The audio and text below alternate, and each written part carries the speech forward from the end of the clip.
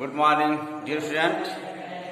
आज क्लास 8 में हिंदी व्याकरण पाठ 3 संधि का यह तीसरा वीडियो।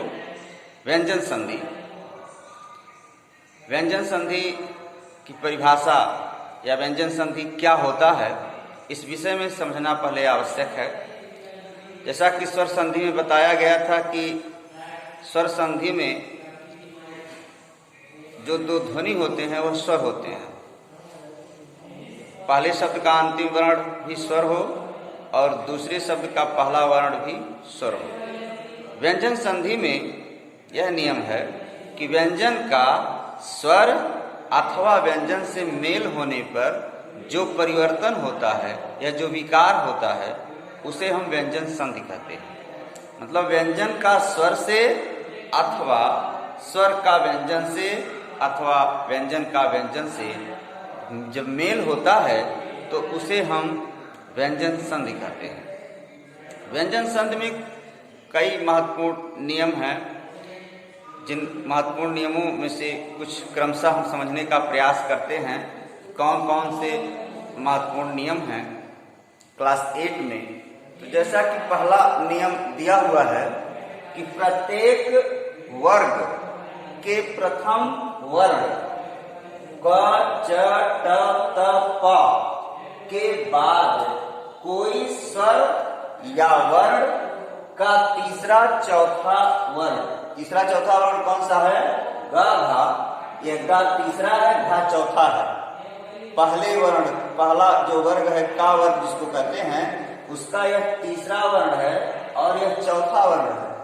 ज और झ यह च वर्ग का तीसरा वर्ण है और यह चौथा वर्ण है। इसी तरह ड, ढ यह ड वर्ग का तीसरा वर्ण है और यह ड वर्ग का चौथा वर्ण है। द और ध ट वर्ग का यह तीसरा वर्ण है, यह चौथा वर्ण है। इसी तरह प वर्ग का बा तीसरा वर्ण है और भा चौथा वर्ण है। तो नियम कह रहा है कि प्रत्येक वर्ग कितने वर्ग कुल होते हैं?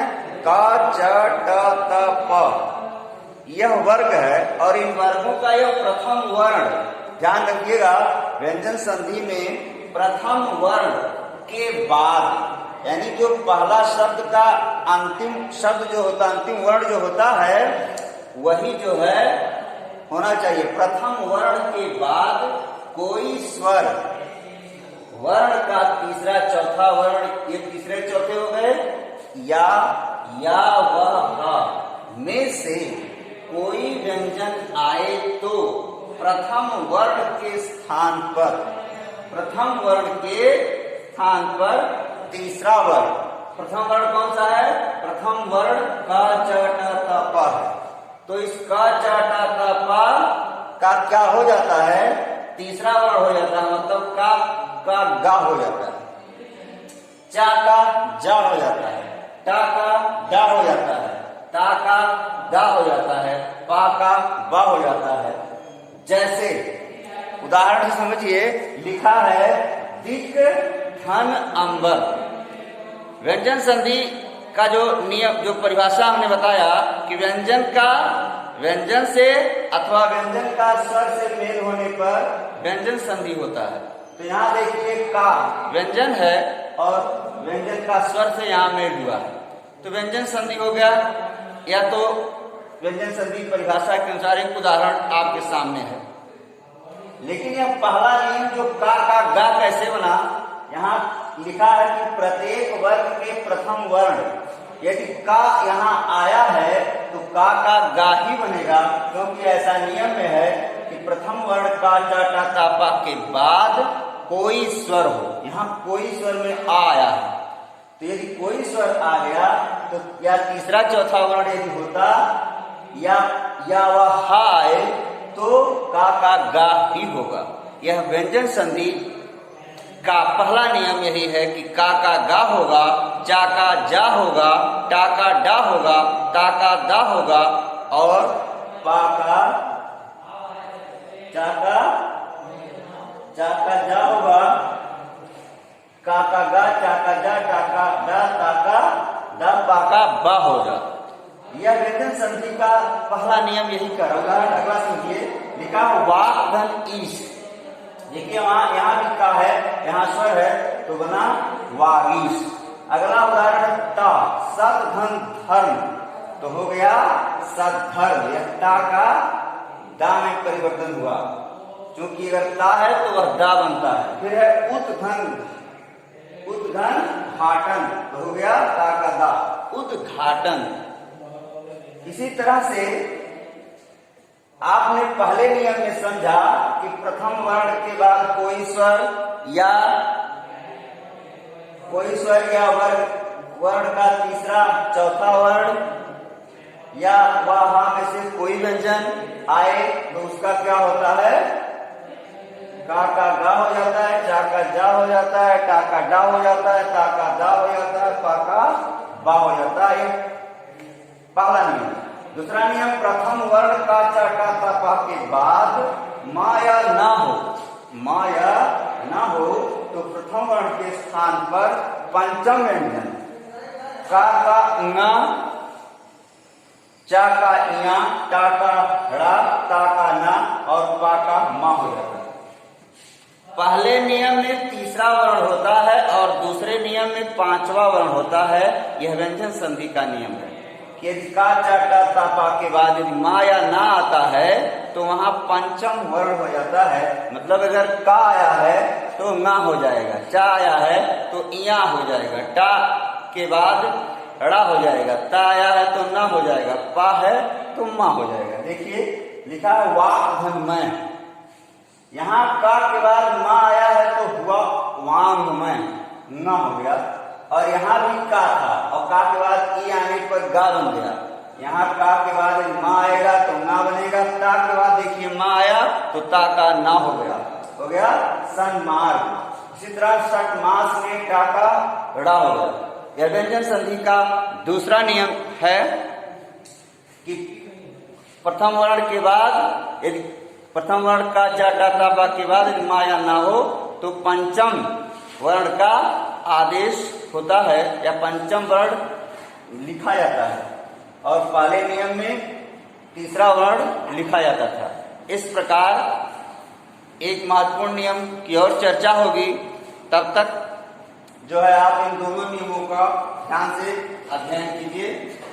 तीसरा नियम ता संबंधी नियम है। ता संबंधी नियम क्या कहता है इसको ध्यान से समझिए।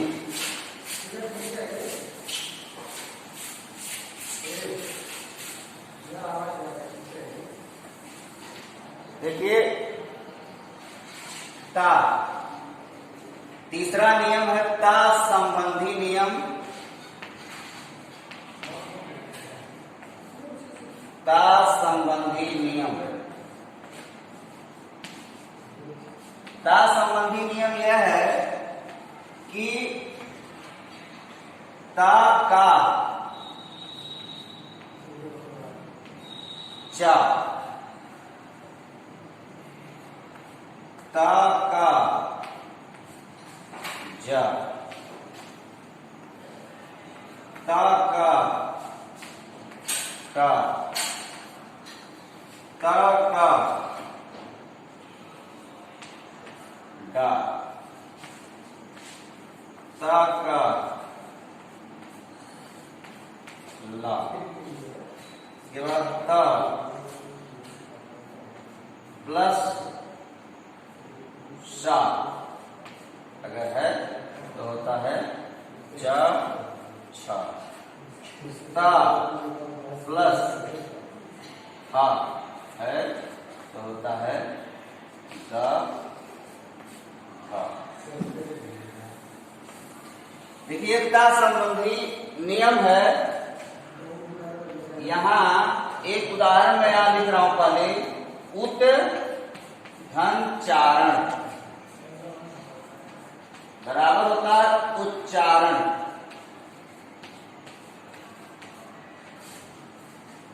यह ता जो है वह चा हो जाता है।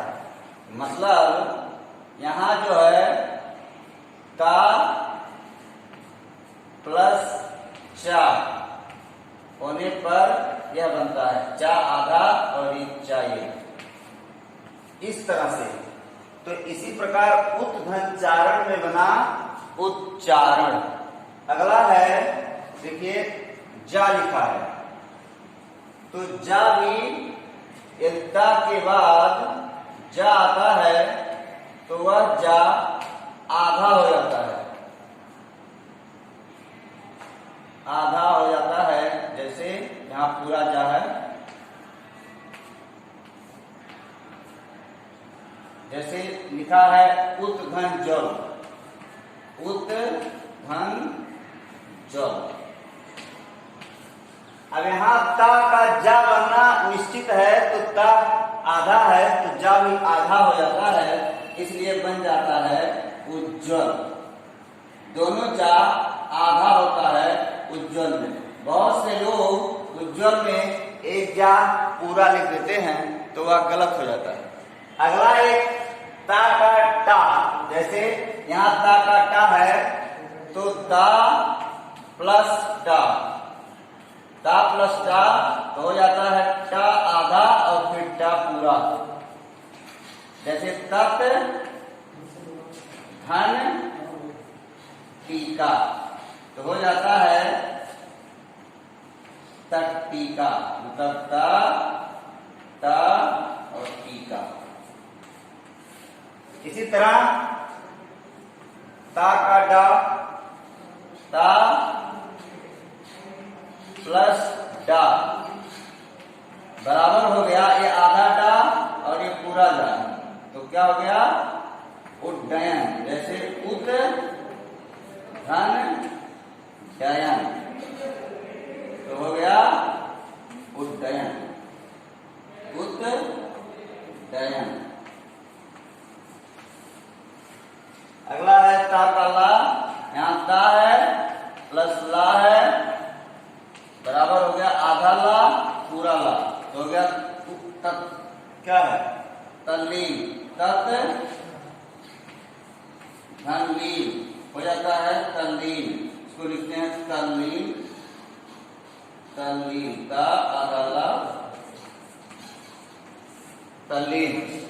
अगला है ता प्लस सा, देखिए यहाँ जो है चा छा हो जाता है, ता के बाद सा आता है। जैसे उदाहरण है उत धन शिष्ट बराबर होता उच्छिष्ट, उच्छिष्ट उत धन शिष्ट। ये जो सा है यह चा छा में परिवर्तित हो जाता है। व्यंजन संधि का यह नियम है कि ता के बाद अगर बड़ा सा आता है तो वह चा छा में परिवर्तित होता है, लेकिन अगर ता के बाद हा आता है तो वहां देखिए क्या होता है, जैसे उत धन हार, यहाँ देखिए उत धन हार, यह हा जो है दा धा में परिवर्तित हो जाता है तो हो जाता है उद्धार। इस प्रकार व्यंजन संधि के 3 नियम बताए गए और तीनों नियमों को आप ध्यान से पढ़िए। कुछ और महत्वपूर्ण नियम हैं, उन नियमों को अगले वीडियो में हम आपको बताएंगे। तब तक के लिए धन्यवाद, थैंक यू, बाय बाय।